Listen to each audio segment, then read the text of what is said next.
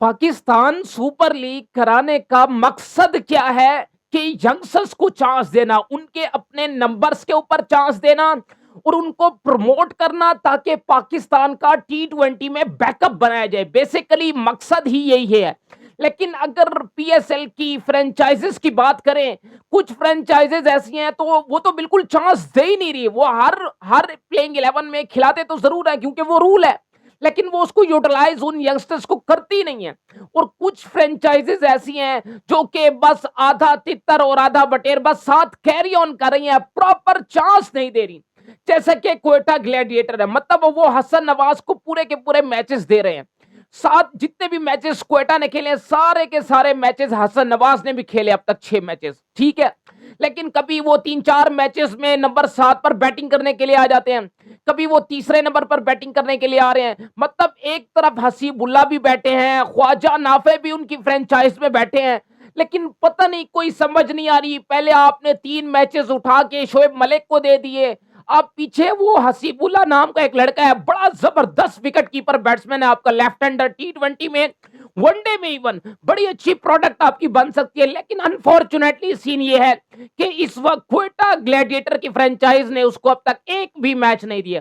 इसी तरीके से ख्वाजा नाफे को एक मैच दिया, फिर उसके बाद ख्वाजा नाफे को बिठा दिया। हसन नवाज को पूरे चांस मिल रहे हैं, लेकिन हसन नवाज कभी 7वें नंबर पर आ रहे हैं। साउद शकील जो कि जिनकी खुद की टी20 में जगह नहीं बनती है, भाई आप 6ठे और 7वें नंबर पर आके बल्लेबाजी करें, आपसे बल्लेबाजी होती नहीं है। ठीक है, एक आधे मैच में उन्होंने बड़ा जबरदस्त चेस करा दिया अगेंस्ट मुल्तान सुल्तान, लेकिन यार अब ये पाकिस्तान सुपर लीग कराने का मकसद यही है कि आपने यंगस्टर्स को चांस देना। साउद शकील का, शान मसूद का टी20 में क्या फ्यूचर है? आगे टी20 में इन दोनों का कोई फ्यूचर नहीं है।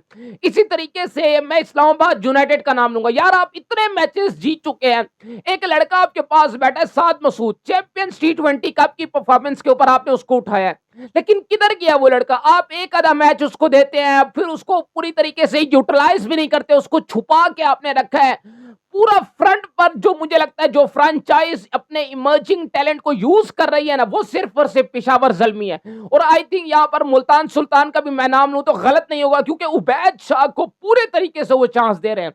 लेकिन क्वेटा की बात करें, इस्लामाबाद की बात करें, तो वो अपने इमर्जिंग टैलेंट को उस तरह से रेगुलरली चांस नहीं दे रही फ्रेंचाइज। हाँ, लाहौर कलंदर की मैं यहाँ पे जरूर बात करूंगा, क्योंकि वो जिस तरीके से रेगुलर बेसिस के ऊपर चांस दे रहे हैं मोहम्मद नईम को, बिल्कुल उनको सपोर्ट जिस तरीके से लाहौर की फ्रेंचाइज कर रही है, और ये खुद मोहम्मद नईम को भी देखना पड़ेगा कि आपको इस तरीके से दोबारा अपॉर्चुनिटी नहीं मिलेगी, आपको ग्रैप अप करनी है। पूरा चांस आपको लाहौर कलंदर दे रहा है, और इस पर सलाम हम सब पेश करते हैं लाहौर कलंदर को, मुल्तान सुल्तान्स को। जिस तरीके से अली रजा को चांस पिशावर जल्मी दे रही है, उनको भी हम सलाम पेश करते हैं। इसी तरीके से क्वेटा को भी चाहिए, इस्लामाबाद को भी चाहिए। अब चलता हूं मैं कराची किंग्स की तरफ। देखें, कराची किंग में एक आपका अंडर 19 का कप्तान बैठा है साद बेग, ठीक है। आपने 2 मैचेस दिए, फिर उसके बाद आप लोगों ने उसको बिठा दिया।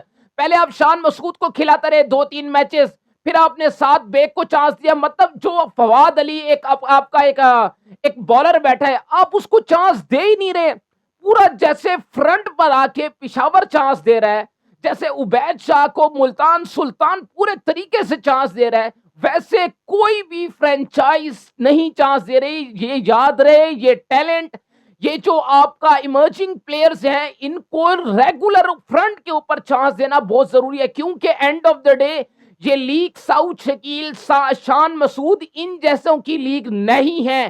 ठीक है, आप बैक बेस के ऊपर जरूर जो है बैक के ऊपर जरूर कंट्रोल करें, ठीक है, फ्रेंचाइजेस को जिताएं, लेकिन इस लीग का मकसद है कि यंगस्टर्स को प्रमोट करना, उनको रेगुलर बेसिस के ऊपर चांस देना, यह है इस लीग का मकसद।